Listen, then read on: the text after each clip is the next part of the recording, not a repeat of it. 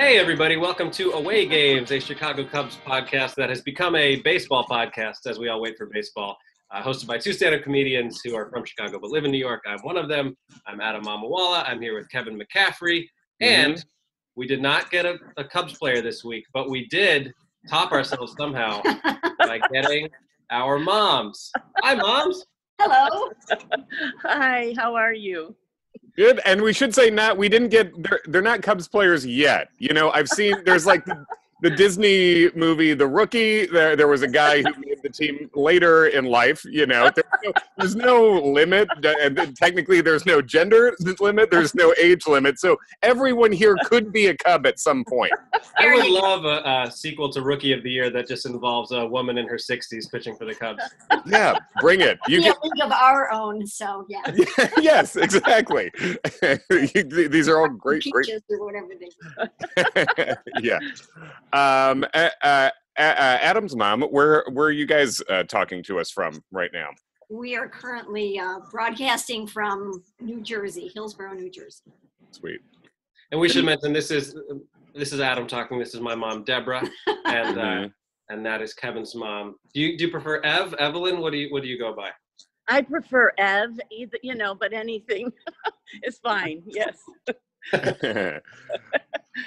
Perfect. Yeah. And Mom, you're in Elmhurst right now, Illinois? Well, I'm in Illinois. Yes, I'm Close in enough, another sure. burb. Yes. We can call it Elmhurst. Yes, we don't want autograph hounds gathering outside of Wally's retina specialist right now. So yeah, I think anything in the top half of Illinois just becomes Chicago when you're describing somebody from outside of Illinois. Yes, Yeah. That's totally close enough. Yes. Mm-hmm. Well, it is nice to meet you, albeit via Zoom. And I will tell you, you should know that your son speaks glowingly of you. I'm sure you know that already. Well, I'm very grateful. I feel very blessed that way. Thanks, Adam. Yeah. If I knew you more, I'm sure you do the same with your mom. And I actually have gotten to meet Mrs. Mamawala at a show, right? Like at a show in New Jersey, right? Briefly. Yeah, you guys came last year to do the country club circuit. Mm-hmm. Yes, we did. It was a very short circuit. We did. we really close to home for us. So yeah, there are all the things that I miss and don't miss. That's pretty low on the list of performing at the country club for rich folks. Mm-hmm. It was actually a pretty good show. Yeah. And they fed you, so I mean, you really can't complain. No, it was way above average. I had my first dream about doing stand-up since all this stuff started, and most of the dream was me trying to find the manager to get paid. And I was like, it's not even really a dream; it's just a flashback, really, more than a dream. So yeah, there's plenty. Yes, plenty not to miss. But I think one thing, if I think I'm right, that both Adam and I ended up as Cubs fans, even though our moms were not originally specifically Cubs fans, right? Correct. True. Right. I started life as a Brewers fan growing up in southern Wisconsin, and they weren't even in the same league. So you guys were kind of your own story. Everyone knew of the Cubs. And in my family, my dad was a huge baseball fan. And the sort of infamous tale from my family is that when my parents married, it was a second marriage for my mom. My mother said she should have known what she was getting into because her honeymoon featured a trip to Comiskey Park. Oh, my husband and my father would be happy to hear that. Yes, I started life as a White Sox fan, being from Chicago, and my parents were from the South Side. But as Kevin came along, and each of his brothers became Cubs fans, and anyway, and we fell in love with Sammy Sosa is kind of what brought me in back in the day. He was so fun to watch. And anyway, so I've been a Cubs fan ever since. Yes. That's a pretty stark divide if you're from Chicago, though. There are families who really, that becomes a fighting point, I know. Yes. Fortunately, we're all tolerant and can accept each other. Yes, it was all pretty supportive. My grandfather was a very hardcore White Sox fan, but also he would take us to both. He would come along with us to Cubs games and root for the Cubs there. And then I went to some bigger White Sox games than I really remember. I went to like the ALCS Game 6 where they lost to the Blue Jays, and Yeah, and rooted for them too. Mom, do you remember when I became a Cubs fan or when I chose that? Because my dad was a Mets fan too, so it doesn't. And I was living on Long Island in those formative years. You were like 2 to 3 years old. It was like an odd age to have such a decided different preference from anyone in your family or anyone that you knew. But you always marched to your own drummer, so. I would cheer for the Cubs with you if we ever watched it together, because I thought that was cool. You had your own preference. I was kind of excited it wasn't New York in those days because that's where we were living. Sure. Yeah. So yeah. At least no Mets or Yankees. Yeah. Yeah. So, but it's always been fun to watch you, choose your own way and see where it led you. And look at this. Your own podcast about the Cubs. Whoa, I would hypothesize that perhaps it was a very early act of rebellion against your dad. Could be. I have a question for both moms, and Mom, you can start while she's relocating. What is your first memory of going to a baseball game? Yeah, oh, definitely. I was a sophomore in high school, and Brewers were playing the Detroit Tigers. And it was what is probably for a lot of people when they go first time to a professional ballpark, it's coming out of the dark of underground, as it were, to the incredible green. Mm-hmm. Yeah. Sky, and just like falling in love with that whole atmosphere.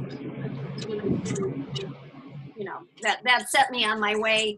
And again, my dad and I, maybe not having so much in common, I'm kind of the late life baby, but we love baseball and we really connected on baseball. So I think that was part of what we did. Yeah, I think the coming up out of the tunnel and seeing what the green of the field is a real cool, shocking first feeling. And I was at Infant Jesus of Prague and Flossmoor at the time, and if you got great grades, you got free tickets.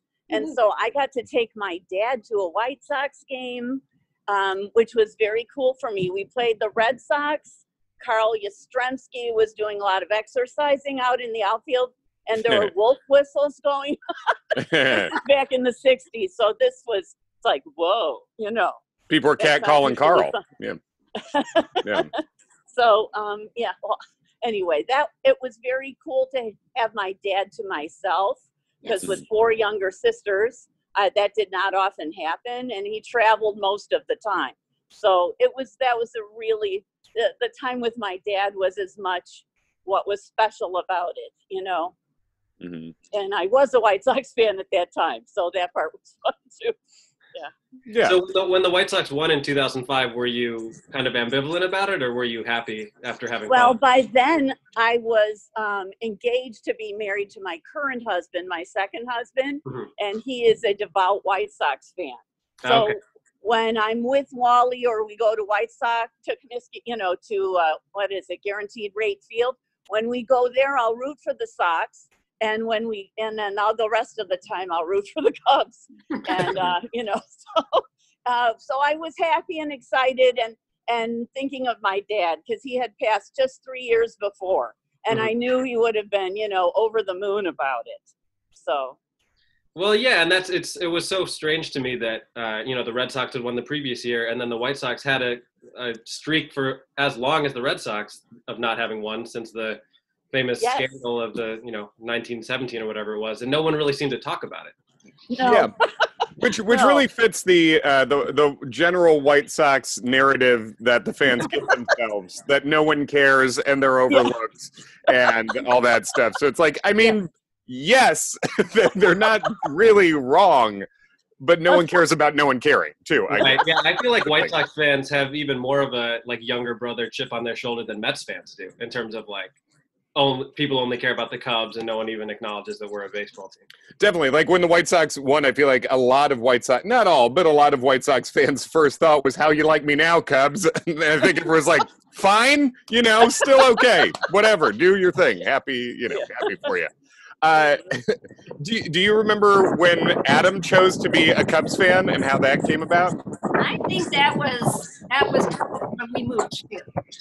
When you moved as well? Yeah, well, when he was already a big Bulls fan. Yeah. I would say Bears and Cubs, not as much, but something about coming from Chicago East really got him, right? Involved in And it was also Sosa. And Sosa. Yeah, but that's true. Yeah, Adam's a few years younger, so I guess that makes sense. It would have been in that first home run chase.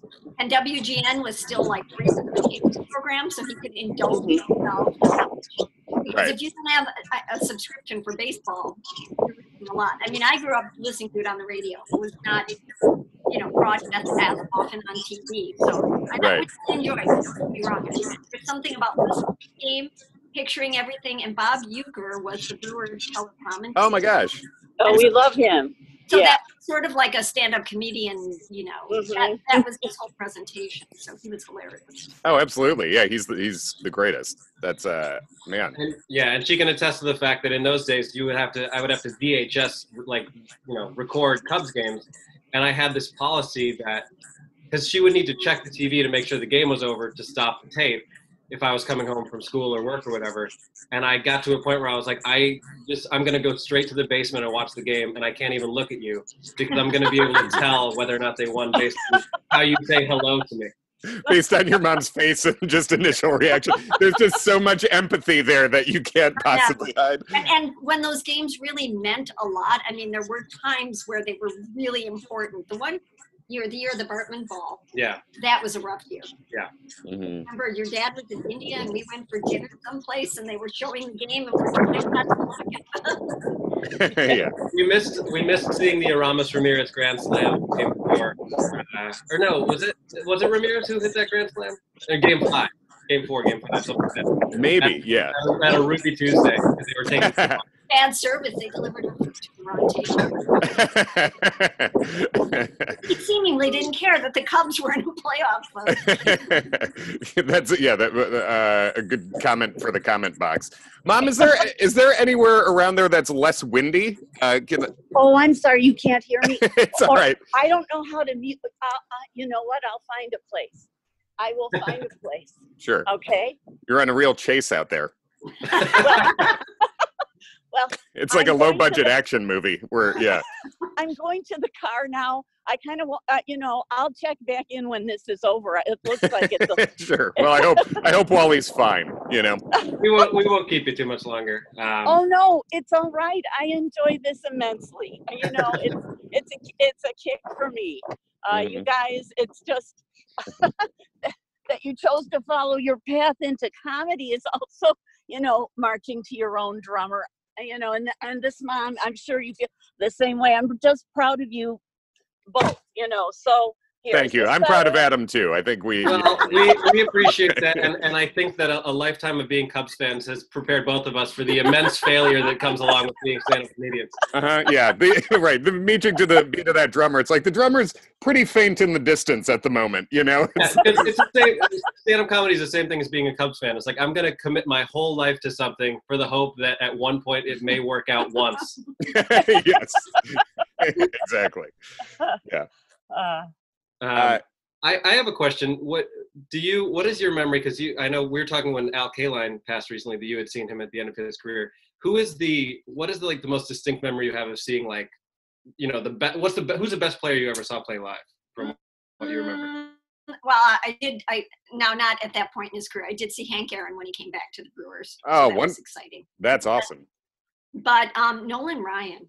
I was very impressed with Nolan Ryan, and my dad, who was something of a character, told me he would get Ryan's autograph. So back then, programs were inexpensive. I always got a program at the game.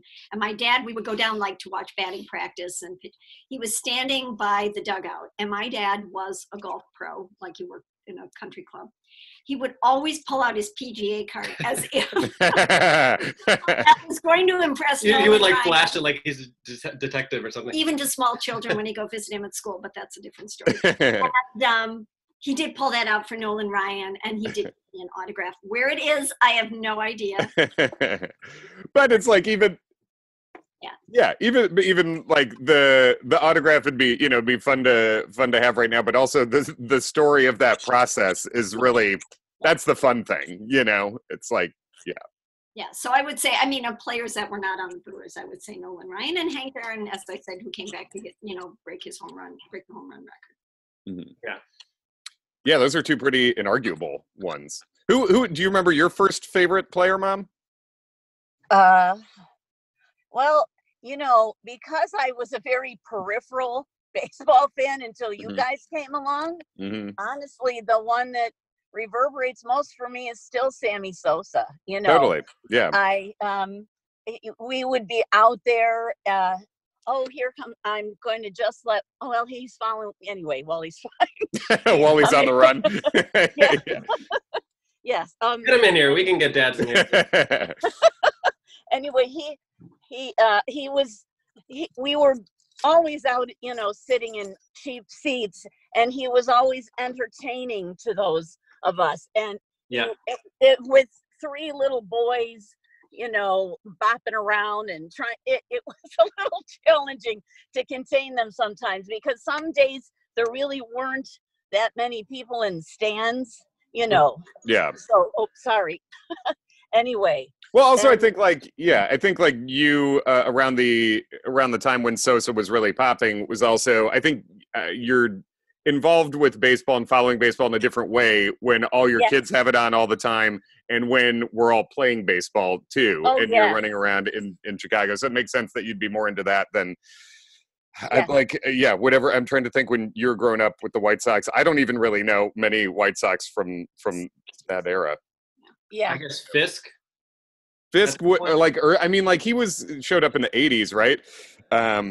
Yeah, maybe that's later. He was with the Red Sox in the 70s. Those block lettering uniforms. Yeah. Although speaking of which, so I want you to tell your Carlton Fisk story. Do you know what I'm referring to? The infamous party that went too long during the World Series? Oh, yes. My parents had invited somebody to play bridge and have dinner or whatever. So this is 76, 77, the infamous Red Sox? Yes. Yeah. The one that went into extra innings, and it was going on. And of course, my parents thought they'd have time to watch the game, and this elderly couple were visiting, and they would not go home. And finally, my dad said to the husband, the ball game's on, you want to go watch? And he said, sure. So they went in the living room, and my mom said to the wife, would you like to, let's go in and join them. I don't care for baseball at all. And my mother was stuck at the dining room table at that amazing game. She never got to see the end. And they stayed really, really late. She missed it. God. Yeah, that is a brutal, that's a brutal kind of social torture that you would see in a television show and be like, this isn't, people would, you would think the people couldn't possibly have that kind of a ignorance to the event, that's going on. But how polite of you guys. Yes. Now, I have a question for you, Mrs. I'll call you Ev. Well, let's get... Yeah, go Ev. Do that. Thank you. What was your experience like? Because I know you all went to that first game at Wrigley for the World Series in 2016. What's your memory of that? It was super cool to be there with all the boys. Kevin had left October kind of open, which he did for several years, right? Yeah, it was. I just had a lot of quiet Octobers professionally, but that one worked out. It sure did. So they managed to see all of the games together, which made this mom's heart, really happy. But I was so happy to be able to take them to a World Series game. And we were one of the first ones there. I know that. And it was, it was very exciting. We had a really fun time chatting with the folks behind us. There was a little bit of a fracas, once in our row with some rude drunk guy, but that is so unusual for Wrigley. But everybody sort of circled the wagons and the guy behind everybody. And anyway, that's kind of just something to talk about. That's why I threw it out there. Mm-hmm. And we didn't win that game. That's the only sad part. But to be at the World Series with my sons was huge. You can't have everything. No, and and they won the series. You know, they won they won it, the overall. So that's what counts. And we were at and since it was the first one, it was like a very happy energy that everyone had there. First World Series game at Wrigley since '45. And so that was all. So the energy was great, and the fact that they did lose and didn't score, that's a bummer. But at least it wasn't game 4, so it wasn't feeling hopeless yet. It was just 2-1. So as we were leaving, we were like, all right, that's still a thing. Things can be fine. Yeah, game 4 would have by far been the worst place Absolutely. game to have gone to. Yeah, that was 3 was very nice. Myself, Joe, Pat, and my mom. There in the 200 section on the right side, on the first base side was wonderful. Yes, it was. We have not been to baseball games together because your enthusiasm for the Cubs was after we had left. Yeah. But when we came here, we went to see the Yankees because, well, you lived here and you should go to the Yankees game. Do you remember that one? I do remember. We sat in the upper grandstand on a Sunday afternoon and it was hotter than hot. Yeah. And we sat next to a row of girls who were probably 15. Yeah. Derek Jeter fans with a big horn who kept screaming Derek Jeter's name over. As if he was going to hear them and look up and blow them a kiss. Exactly. That's really the limit of our baseball experience. Well, yeah, because that's kind of an oddity, is that because I wasn't a baseball fan in Illinois, we never went to a Cubs game. I never expressed interest in going. We went to a Kane County Cougars game. And I remember none of, because it's independent league, I think, right? I think it's like A-ball. Okay. Yeah. So that was my first baseball game, was at Yankee Stadium. And then Brewers we've been to. Yeah, when we would go back, then we've been to games at Miller Park, that sort of thing. I never made it to County Stadium, but that's all right. Yeah. I don't know if I missed that much. Pretty much the same place without a retractable roof. Yeah.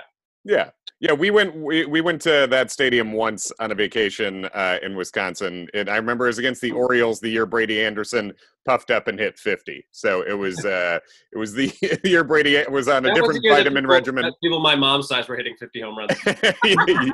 Yes, exactly. I think the last question I had written down that I definitely wanted to ask is Mrs. Mamawala, or do you go by Deb? Debbie? What? Deb is fine. Deb, what up?